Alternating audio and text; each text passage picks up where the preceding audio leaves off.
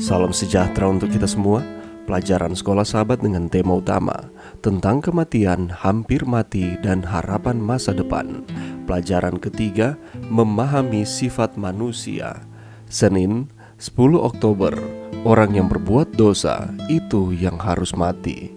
Bacalah Yehezkiel 18 ayat 4 dan 20 dan Matius 10 ayat 28. Bagaimanakah ayat-ayat ini dapat membantu kita memahami sifat jiwa manusia? Kehidupan manusia di dunia yang penuh dosa ini rapuh dan tidak kekal. Tidak ada yang terinfeksi oleh dosa yang bisa abadi secara alami. Sebab itu, sama seperti dosa telah masuk ke dalam dunia oleh satu orang, dan oleh dosa itu juga maut, demikianlah maut itu telah menjalar kepada semua orang, karena semua orang telah berbuat dosa. Kematian adalah konsekuensi alami dari dosa yang mempengaruhi semua kehidupan di sini. Mengenai hal ini, ada dua konsep Alkitabiah yang penting. Salah satunya adalah bahwa manusia dan hewan sama-sama mati, sebagaimana dinyatakan oleh Raja Salomo, karena nasib manusia adalah sama dengan nasib binatang, nasib yang sama menimpa mereka. Sebagaimana yang satu mati, demikian juga yang lain. Kedua-duanya mempunyai nafas yang sama, dan manusia tak mempunyai kelebihan atas binatang. Kedua-duanya menuju satu tempat, kedua-duanya terjadi dari debu, dan kedua-duanya kembali kepada debu. Konsep kedua adalah bahwa kematian fisik seseorang menyiratkan penghentian keberadaannya sebagai jiwa yang hidup, atau di dalam bahasa Ibrani, nefesh. Dalam Kejadian 2 ayat 16 dan 17, Allah telah memperingatkan Adam dan Hawa bahwa jika mereka berbuat dosa dengan memakan buah dari pohon pengetahuan tentang yang baik dan yang jahat, mereka akan mati. Menggemakan peringatan ini, Tuhan memperkuat poin dalam Yehezkiel 18 ayat 4 dan 20. Orang yang berbuat dosa, itu yang harus mati. Pernyataan ini memiliki dua implikasi utama. Salah satunya adalah karena semua manusia adalah orang berdosa. Kita semua berada di bawah proses penuaan dan kematian yang tak terhindarkan. Implikasi lainnya adalah bahwa konsep Alkitabiah ini meniadakan gagasan populer tentang kebakaan alami jiwa yang dianggap benar. Jika jiwa itu abadi dan hidup di alam lain setelah kematian, maka kita tidak benar-benar mati, bukan? Sebaliknya, solusi Alkitabiah untuk dilema kematian bukanlah jiwa tanpa tubuh yang bermigrasi ke surga atau api penyucian, atau bahkan ke neraka. Solusinya adalah memang kebangkitan terakhir dari mereka yang mati di dalam Kristus, seperti yang Yesus nyatakan dalam khotbahnya tentang roti hidup. Setiap orang yang melihat Anak dan yang percaya kepadanya beroleh hidup yang kekal, dan supaya aku membangkitkannya pada akhir zaman. Mengapa kepastian kedatangan kedua yang dipastikan oleh kedatangan Kristus yang pertama? Dan lagi pula, apa gunanya kedatangan Kristus yang pertama tanpa kedatangan kedua? Begitu penting bagi semua yang kita percayai. Harapan apa yang akan kita miliki tanpa janji kedatangannya kembali? Pelajaran yang bisa kita dapatkan pada saat ini, kematian menyebabkan pembalikan tindakan kreatif Tuhan dari keberadaan kita sebagai makhluk yang hidup.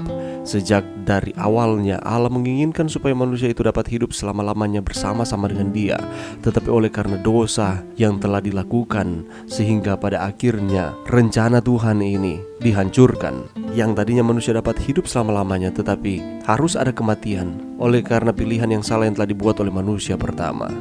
Yang paling penting untuk diketahui adalah bahwa identitas kita ada di tangan Tuhan.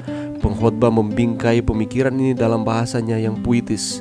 Di sana dikatakan, ingatlah Dia, yakni Sang Pencipta, sebelum rantai perak diputuskan dan pelita emas dipecahkan, sebelum tempayan dihancurkan dekat mata air dan roda timba dirusakkan di atas sumur, dan debu kembali menjadi tanah seperti semula, dan roh kembali kepada Allah yang mengaruniakannya. Kita boleh dapatkan itu di dalam Pengkhotbah 12 ayat 6 dan 7. Roh di sini berarti karakter, sesuai dengan Mazmur 32 ayat 2, dan itu merupakan identitas kita. Kita tidak dilupakan oleh Tuhan karena nama kita ada di dalam kitab kehidupan. Bertentangan dengan pemahaman umum tentang keabadian jiwa, roh manusia tidak bertahan dari kematian dan tidak melanjutkan keberadaan sadarnya yang tidak ada habisnya. Jiwa sebagai manusia adalah fana. Itulah sebabnya Nabi Yehezkiel menjelaskan bahwa pribadi manusia yang berbuat dosa itu yang harus mati. Yehezkiel 18 ayat 4 sama seperti dengan topik pelajaran kita. Satu jiwa yaitu pribadi yang tidak hidup menurut kehendak Allah, akan binasa. Artinya, jiwa atau manusia tersebut bisa berdosa dan mati. Yesus pun menegaskannya, takutlah terutama kepada Dia yang berkuasa membinasakan baik jiwa maupun tubuh di dalam neraka. Yesus sedang berbicara tentang keseluruhan pribadi, yakni jiwa maupun tubuh, bukan hanya jiwa atau tubuh saja, tetapi itu merupakan suatu kesatuan antara jiwa dan tubuh yang tidak bisa dipisahkan. Itulah sebabnya kita disebut sebagai makhluk hidup. Jiwa di sini dimaksudkan adalah kehidupan seseorang atau keberadaan total dari seseorang tersebut. Dan ini tidak merujuk hanya kepada jiwa atau roh yang abadi atau kekekalan jiwa. Sementara itu tubuh hanya mewakili keberadaan fisik sementara. Kematian adalah tidur atau istirahat, dan mati adalah dikumpulkan kepada umat Allah, yaitu dimasukkan ke dalam kubur bersama-sama dengan mereka. Dan ketika Tuhan datang kembali, maka mereka yang setia kepada Tuhan akan dibangkitkan kembali. Di dalam kebangkitan yang pertama, umat-umat Allah ini akan dibangkitkan untuk menerima kerajaan yang telah lama dijanjikan, yakni kerajaan sorga.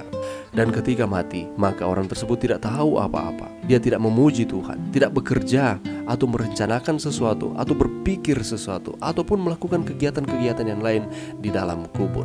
Mati itu adalah hukuman dari dosa yang telah dilakukan, tetapi Allah baik di dalam kehidupan kita sehingga Dia mengubah ini menjadi berkat bagi umat-umat Tuhan. Karena firman Tuhan mengatakan, berbahagialah mereka yang mati di dalam Tuhan. Karena Tuhan memberikan sarana sementara ini supaya mereka dapat beristirahat dari jerih lelah. Dan ketika Tuhan datang akan dibangkitkan menuju kerajaan sorga. Mari kita terus setia kepada Tuhan. Mari berdoa. Terima kasih Tuhan atas firman-Mu pada saat ini. Kami debu akan kembali kepada debu, tetapi Tuhan menjanjikan akan ada kehidupan kekal yang akan diberikan kepada kami umat-umat Tuhan.